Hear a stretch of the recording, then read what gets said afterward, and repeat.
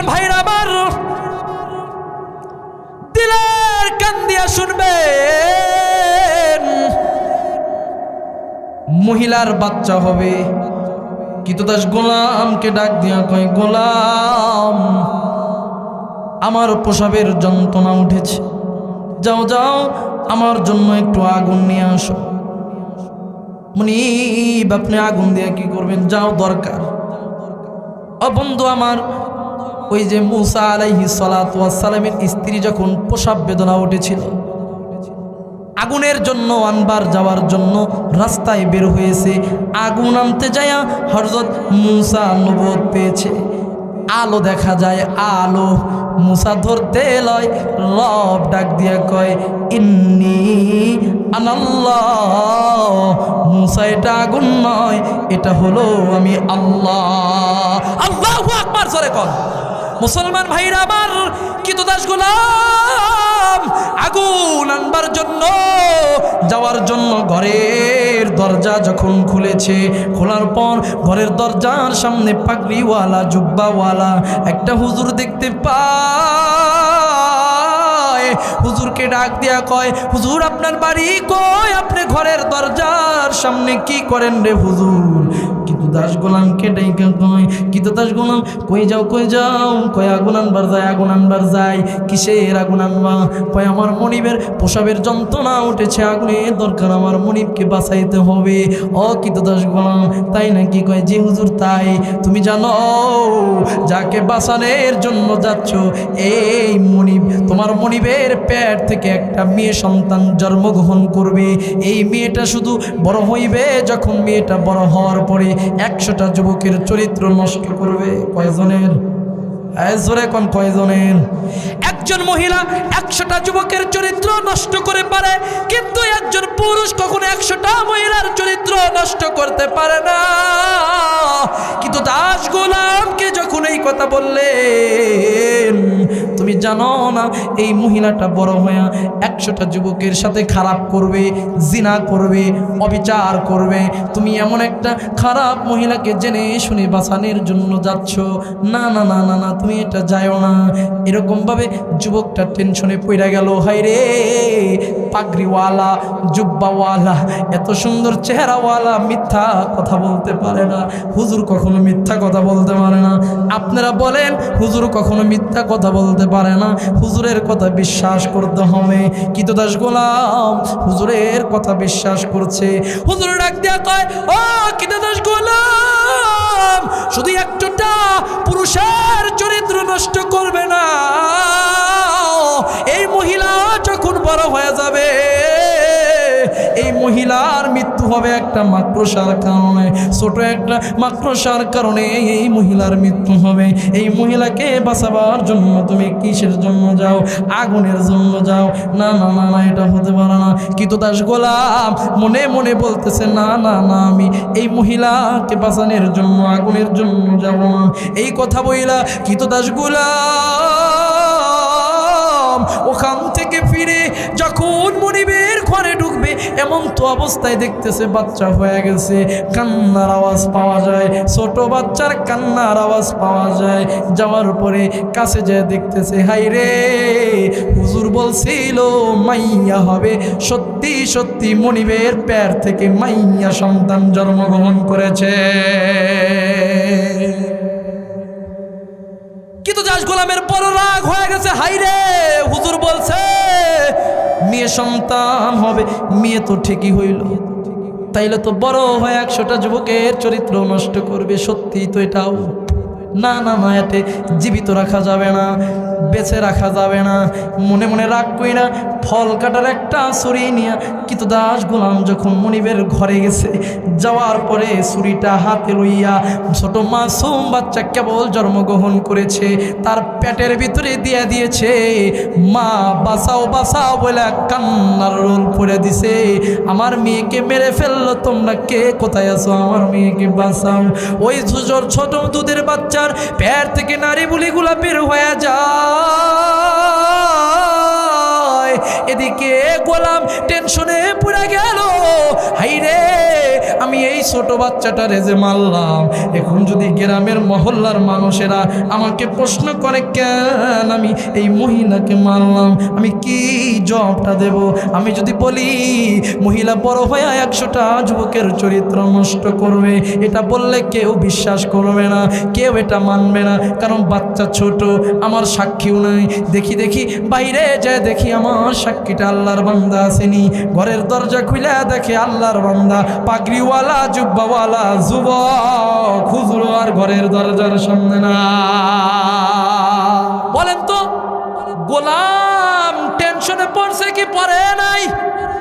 এই মুসলমান আওয়াজ দিয়ে বলেন, ছোট না বড় মুসিবত? বড় না ছোট? বিশাল মুসিবত।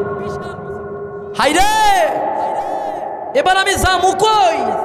পুলিশ যদি আমারে ধরে নির্দ্বিধায় আমারে তো ফাঁসির কাস্টে ঝুলাইয়া দেবে, কারণ আমার তো সাক্ষী নাই। তারপরে ছোট বাচ্চা, এই কথা কোন ঠিক কিনা? মুসলমান ভাইরা আমার, কিন্তু দাস গোলাম সেখান থেকে পলায়ন করে দূর জায়গায় চলে গেছে। এদিকে মুনিব মা ছোট বাচ্চার পেটের নারী বুড়িগুলা তুইলা পেটে দিয়ে সেলাই করে দিয়ে দিছে। তাফসিরের কিতাব থেকে ঘটনাটা নেওয়া রে বাবা, তাফসিরের কিতাবের ভিতরে বর্ণনা করা রয়েছে বাবা। বন্ধু, কিন্তু দাস গোলাম দূর দেশে চলে যায়, গোলামের আর কোনো খোঁজ খবর কিছুই নাই। অন্য জায়গায় যায় কামাই কাজে কইরা অনেক বড় লোক হওয়ার পরে সুন্দর দেখে বাড়ি বানাইয়া ওই কিন্তু দাস গোলাম সুন্দর করে মাইকে ডাক দিয়া কয়, ও আমার পানের মা, আমার অনেক টাকা রয়েছে, অনেক পয়সার মালিক আমি হয়ে গেছি, আমি সুন্দর দেখে বাড়িও করেছি, আমার রাজপ্রাসাদের সাথে যেন মেয়ে মানায় এমন সুন্দর একটা রূপসী একটা মেয়ে আমার জন্য তালাশ করো, আমি বিয়া করব, আমার জন্য তাড়াতাড়ি করে একটা বিয়ার ব্যবস্থা করো। এদিকে মা বাবা সন্তানের জন্য তালাশ করে করে করে করে সুন্দরী রমণী, অসুন্দর অপূর্ব সুন্দর একটা মেয়েকে তালাশ করছে, বিয়ে করাবে। সন্তানকে খবর দেয়, বাড়িতে আসো, তোমার বিয়ে ঠিক হয়ে গেছে, অমুক তারিখে তোমার বিয়া। যুবক বাড়িতে আইসা বিয়া করবে। বিয়া করার পর ওই মহিলা তার স্ত্রীকে নিয়ে যুবক যখন বাসর ঘরে যায়, বাসর ঘরে যাওয়ার পর স্বামী স্ত্রীর মধুর আলাপ হওয়ার পরে হঠাৎ করে স্বামী খেয়াল করে দেখতে পায় তার স্ত্রীর পেটের ভিতরে একটা সেলাইয়ের দাগ দেখা যায়। লোকটি যুবক ডাক দিয়ে কয়, বিবি রে, এই যে পেটের ভিতরে কিসের দাগ দেখা যায়? বিবি আমার, এই পেটে তোমার কিসের সেলাইয়ের দাগ দেখা যায়? ছোটবেলায় কি তোমার অপারেশন হয়েছিল? হয় না। তুমি কি অসুস্থ ছিলা? না। তোমার এখানে কিসের দাগ দেখা যায়? বলো বলো বলো, তাড়াতাড়ি করে আমারে বলো। স্বামী স্ত্রী ডাক দিয়ে কয়, ও পানের স্বামী আমার, এটা আমি আপনারে পরে বলবো, সময় করে বলবো, অন্য সময় বলবো। কয় না না, এখন না বললে হবে না, এখনই তোমাকে বলতে হবে, তাড়াতাড়ি করে বলো, তুমি যদি না বলো আমি তোমারে ছাড়বো না। বিবি ডাক দেয়া কয়, পানের স্বামী আমার, তাইলে শোনেন আমার ঘটনা। আমার মায়ের একটা কিন্তু দাস গোলাম ছিল, ওই গোলামকে আমার মা বলছিল তুমি আগুন নিয়ে আসো।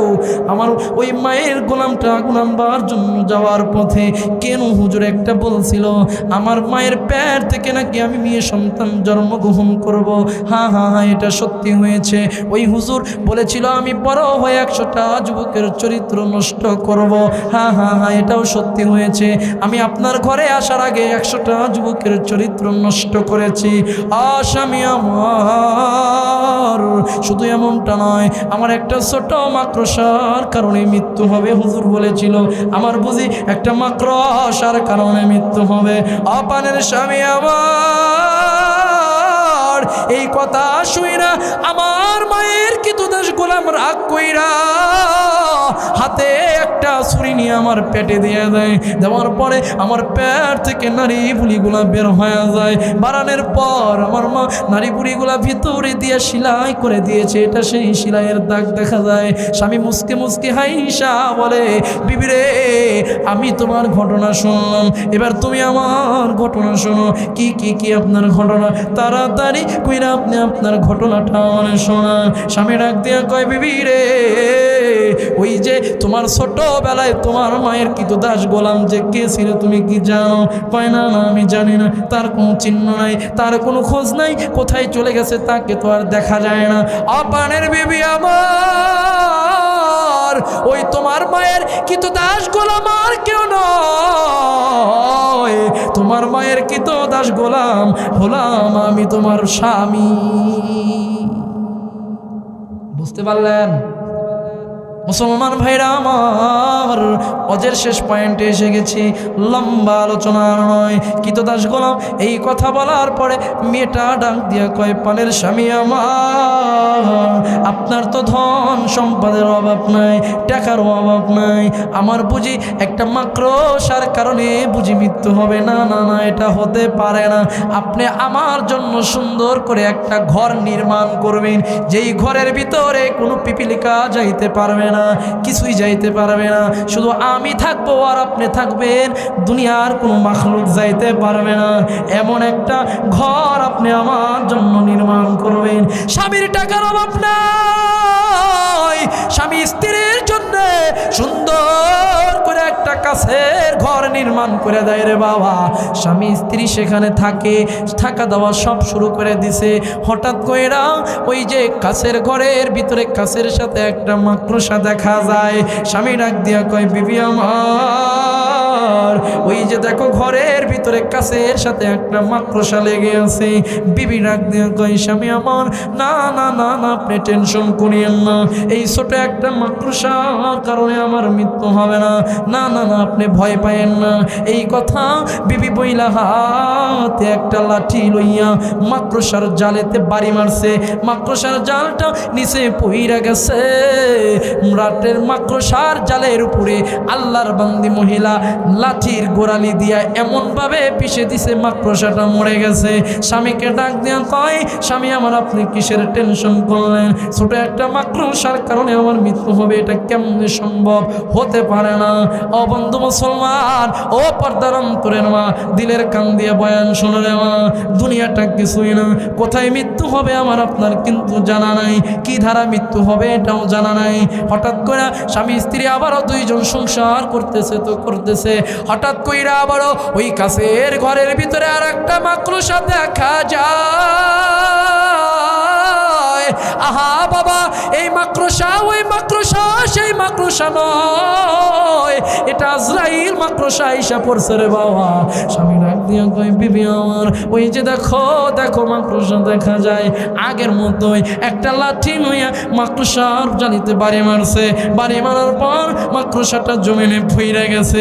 পড়ার পরে আগের মতো লাঠির গোড়ালি দিয়া মাকড়সার উপরে একটা এরকম ভাবে পিছন দিয়েছে, মাকড়সাটা মরে গেছে। মনে বড় রাগ, হাই রে, স্বামী আমারে বলে মাকড়সার কারণে বুঝি আমার মৃত্যু হবে, এটা কেমনে বললো? না না না না না না, হতে পারে না। মনে বড় রাগ কইরা কিতাবের ভিতরে আসছে, মহিলা মনে বড় রাগ করছে, এই মাকড়সাকে মজা দেখাবো, এই মাকড়সার কারণে আমার মৃত্যু হবে। আমার স্বামী বলছে, না না না না না, এটা হতে পারে না। মহিলাটা তার পায়ের গোড়ালি দিয়া মাকড়সার উপরে একটা পিছন দিয়েছে রে বাবা। কিতাবের ভিতরে আসছে, মাকড়সার ভিতর থেকে বিষাক্ত একটা কাঁড়া মহিলার পায়ের গোড়ালি দিয়া পায়ের ভিতরে প্রবেশ করেছে। এমন ভাবে প্রবেশ করেছে, পায়ের ভিতরে হঠাৎ করে ছটবট ব্যথা শুরু হয়ে গেছে। এমন ব্যথা, তীব্র ব্যথা, সহ্য করার মতন ব্যথা নয়। আল্লাহর বান্দি ছটবট করতে করতে কাছের ঘরের ভিতরে মৃত্যুবরণ করেছে।